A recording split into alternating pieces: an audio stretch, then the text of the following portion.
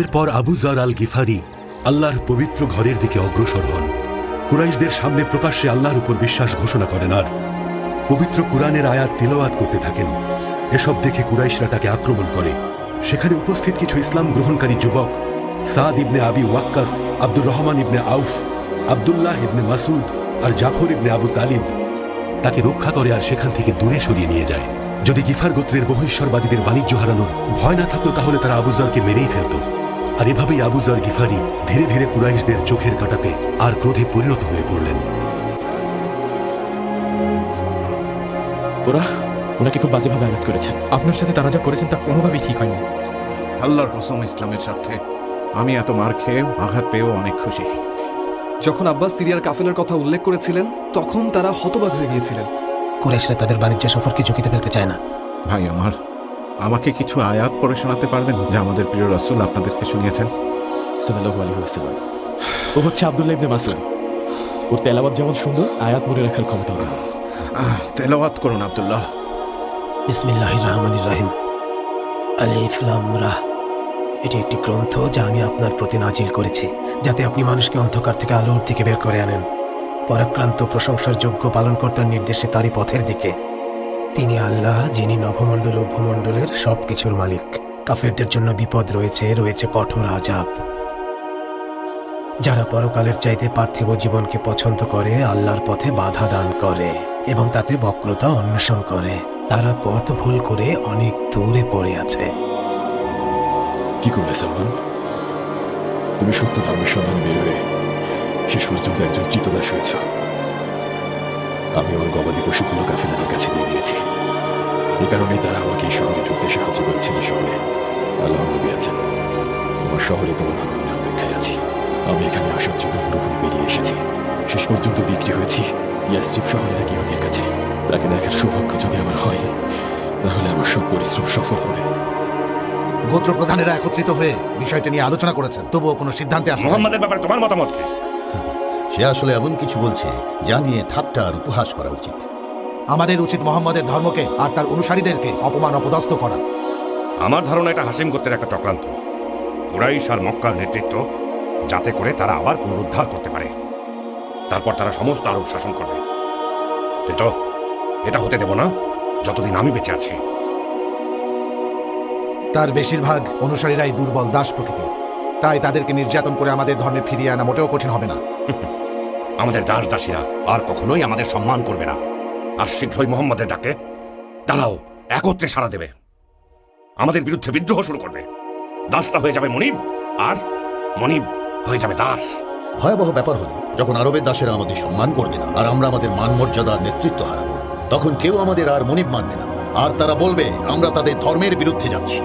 আমরা হজের মৌসুমে আমাদের বাণিজ্য সহ আমাদের সকল সুযোগ সুবিধাও হারাতে পারি। আর সেই হাসিম গোত্রের উপর প্রতিশোধ দিতে হবে। আর অবশ্যই আমাদের উচিত নির্যাতন করা, যতদিন না পর্যন্ত তারা মুহাম্মদকে ছেড়ে আমাদের পায়ের কাছে আবার ফিরে আসতে বাধ্য হবে। প্রথমেই তাহলে দাস বিলালকে দিয়ে নির্যাতন শুরু করা যাক। সেও কি তাদের মধ্যে একজন? হ্যাঁ, সেও একজন। সে মুহাম্মদ বিন আব্দুল্লাহর প্রচার করা ধর্ম গ্রহণ করেছে। না না মুহাম্মদ, আমরা তোমার পরিকল্পনা নষ্ট করবই। আপনি কি শুনেছেন আব্দুল উজ্জা? কি বললে তুমি উম্মে জামিল? আরে আপনার ভাতিজা। কোন ভাতিজা? আপনার ভাতিজা মুহাম্মদ ছাড়া আর কে আছে যে আমাদের ধর্ম ও দেবতাদের অপবাদ দেয়? তার উদ্ভট আবিষ্কার হাসিম গোত্রের বিপর্যয় আনবে। সে আমাদেরকেও অপমান করেছে। কাকে? আপনাকে আর আমাকে আর কুরাইশদের সবাইকে বলে বেড়াচ্ছে এগুলো নাকি সে আল্লাহর কাছ থেকে পেয়েছে। সে কি বলেছিল? আবু লাহাবের হস্তদয় ধ্বংস হোক সে নিজেও। কোনো কাজে আসেনি তার ধন সম্পদ যা সে উপার্জন করেছে। অচিরে জাহান্নামের আগুনে প্রবেশ করবে, এবং তার স্ত্রীও যে ইন্ধন বহন করে, আর তার গলায় শক্ত পাকানো রশি বাঁধা থাকবে। আমাকে জাহান্নামের হুমকি দেয়? চিন্তা করবেন না, আমি কাবার সামনে তাকে পাথর মারব। শোনো আবুল হাকাম, আমরা যদি মুহাম্মাদের বিরোধিতা করি তাহলে হাসিম গোত্র তাকে সুরক্ষা দেবে না, তারা সেটা করবে না, কারণ সে সবার ধর্মকে অপবাদ দিয়েছে। আবুল হাকাম, হাসিম গোত্রের মধ্যে আমাদের ধর্মে বিশ্বাসী অবিশ্বাসী কেউই মুহাম্মাদকে আমাদের হাতে তুলে দিবে না, শুধুমাত্র তোমার ভাই আব্দুল উজ্জা বাদে। তাহলে আমাদের কি করা উচিত? কুরাইশ প্রধানদের সবাইকে একত্র করতে হবে, আর তাদের বোঝাতে হবে মুহাম্মাদের কথাগুলো সবার জন্য কতটা বিপজ্জনক।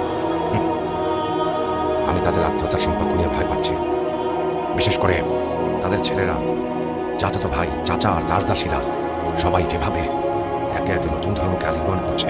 কুরাইশেরা এমন এক বণিক দল যারা কখনোই এমন কিছু মেনে নেবে না যার কারণে তাদের বাণিজ্য, নেতৃত্ব, বংশীয় গৌরব, ধর্নাঢ্য জীবনযাপন বাধাগ্রস্ত ভয় হয় কুরাইশরা না জানি আমাদেরকে হতাশ করে। আমাদের অবশ্যই মুহাম্মাদের বিরুদ্ধে রুখে দাঁড়াতে হবে, আর এই জন্য আমাদের সবাইকে অবশ্যই একসাথে একাগ্রচিত্তে কাজ করতে হবে। তাহলেই আমরা মুহাম্মাদের সাথে দ্বন্দ্বে পেরে উঠব। তবে তাই হোক। কিন্তু আমরা ওকে তখনই রুখতে পারবো যখন আমাদের দল আরো শক্তিশালী হবে। দলবদ্ধভাবে মুহাম্মদ আর তার দলের বিরুদ্ধে দাঁড়াতে হবে। তাহলে ইয়াসিরের পরিবারকে অত্যাচারের মধ্য দিয়ে শুরু হোক। তোমার ভাতিজা কি বলেছে শুনেছো আবু তালিব? কি হয়েছে আব্দুল উজ্জা? আমাকে আর আমার স্ত্রীকে কুরাইশদের সামনে অপমান করেছে, বলেছে আমার হস্তদ্বয় ধ্বংস হোক।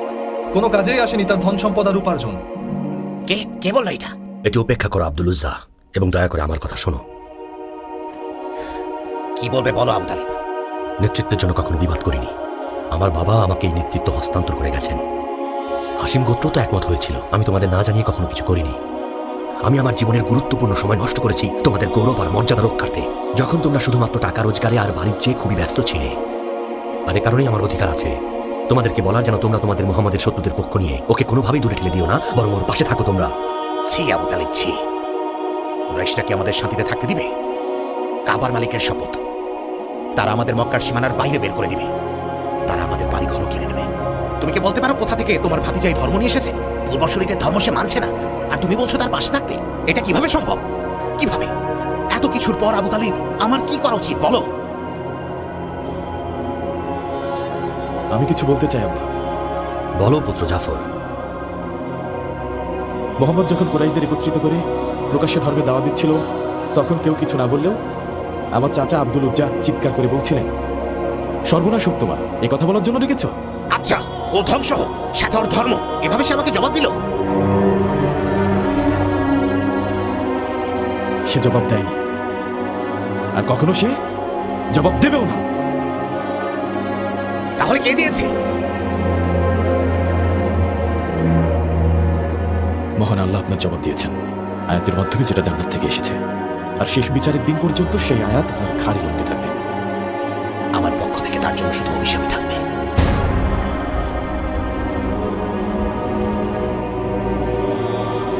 এবং আমরা তাকে অবশ্যই রক্ষা করব, ততদিন যতদিন আমরা বেঁচে থাকব। আল্লাহ আপনার ভালো করবেন, আল্লাহ রহমত বর্ষিত হোক আপনার উপর। আল্লাহর কাছে হাজার হাজার শুকরিয়া, তিনি আমাদের দুজনকে ইসলামের পথ দেখিয়েছেন। একজন ইথিওপিয়ার আর একজন রোমান সাম্রাজ্যের। ইথিওপিয়া থেকে এসেছো তুমি বিলাল, আর আমি এসেছি রোমান সাম্রাজ্য থেকে। এ সবই সুবহান আল্লাহ তাআলার রহমত। মক্কার পবিত্র ভূমিতে বাইতুল হারামের এতটা কাছাকাছি থাকতে পারা, আর আল্লাহ রাসূলের জীবদ্দশায় সামনে থেকে এমন একজন মানুষকে দেখতে পাওয়া। সাল্লাল্লাহু আলাইহি ওয়াসাল্লাম, ঠিক বলেছো তুমি বিলাল। কিন্তু কি আর করবো বলো বিলাল, আমরা অবিশ্বাসীদের মাঝে বসবাস করছি। তারা আমাদের নির্যাতন করতে একটুও ভাবে না, শুধুমাত্র আমরা দুর্বলেরা তাদের ধর্ম মানি না বলে কুরাইশের লোকেরা আমাদের এত অত্যাচার করছে। দরকার হলে মরে যাব, তারপরও ধর্ম ছাড়ব না। যদিও আমি কুরাইশ বংশের সবচেয়ে খারাপ লোকের দাস, উমাইয়া ইবনে খালাফ। এজন্যই বলছি, বিশ্বাসের কথা গোপন রাখো, যতদিন না পর্যন্ত আল্লাহ আমাদের এসব থেকে মুক্তি হওয়ার পথ দেখান। রাসূলুল্লাহ সাল্লাল্লাহু আলাইহি ওয়াসাল্লাম আমাদের নেতা, তাকে অনুসরণ করব। সাল্লাল্লাহু আলাইহি ওয়াসাল্লাম। আল্লাহ যদি চান আমাদের দেখা হবে। ভালো থেকো। ভালো থেকো।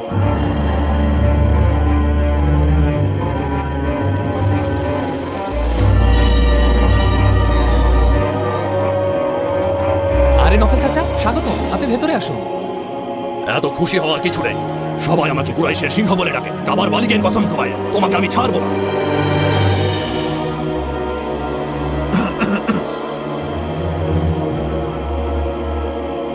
কোথায় ছিলে ইথিওপিয়ান দাস? আমি ব্যক্তিগত একটা কাজে গিয়েছিলাম একটু। তাই নাকি? তোমার ব্যক্তিগত কাজও আছে? ঘরে যাও এখন, কাল তোমার ব্যক্তিগত বিষয়টা দেখবো। কি হয়েছে মনিব? আমি কি কোনো ভুল করেছি? অনেক ভুল করেছো তুমি। আজ রাতে আরাম করো, তারপর দেখো কিভাবে তুমি তোমার মনিবকে কষ্ট দিয়ে তার বিরুদ্ধে বিদ্রোহ করার সাহস করো। আমি কিছুই বুঝতে পারছি না মনিব। কাল বুঝতে পারবে। এত সাহস! আল্লাহ শপথ, তোকে আজকে মেরেই ফেলবো। কি বলছেন চাচা? সব জানি তুই আমাদের ধর্ম ছেড়ে মুহাম্মদকে অনুসরণ করছিস, যে আমাদের জীবন আর ধর্মকে কলুষিত করতে এসেছে। এমনকি কুশাই আর আব্দে মানাফ মুশরিক ছিল, এসব তার কথা। কসম বলছি, এরা ছিল আমার সামনে তুই এসব বলছিস? আমি কুরাইশের সিংহ। আল্লাহর শপথ, শক্তিশালী মানুষ কখনোই নির্মম হতে পারে না। তুমি তার হয়ে কথা বলছো সাফিয়া? কেন বলবে না? হাসিম গোত্রে মোহাম্মদের প্রান্তীয় খালা। আমার ভাই নওফেল মুহাম্মাদের বিরুদ্ধে আমার সামনে কোনো খারাপ কথা বলবে না। এই দেখো, তুমিও তাহলে মোহাম্মদকে অনুসরণ করছো। দোষারোপকারী দোষ দেয়াকে আমি ভয় পাই না। আশহাদু আল্লা ইলাহা ইল্লাল্লাহ ওয়া আশহাদু আন্না মুহাম্মাদান রাসূলুল্লাহ। আমি সাক্ষ্য দিচ্ছি যে আল্লাহ ছাড়া কোনো মাবুদ নেই, মুহাম্মদ আল্লাহর বান্দা ও রাসূল। মোহাম্মদ তোদের মাথা খেয়েছে। পাগল হয়ে গেছে নওফেল। মোহাম্মদের বাবার ধর্ম তোকে অবিশ্বাস করতেই হবে, তাহলে আমি তাকে হত্যা করব। ওঠো বাবা, ওঠো ওঠো, ধৈর্য ধরো বাবা।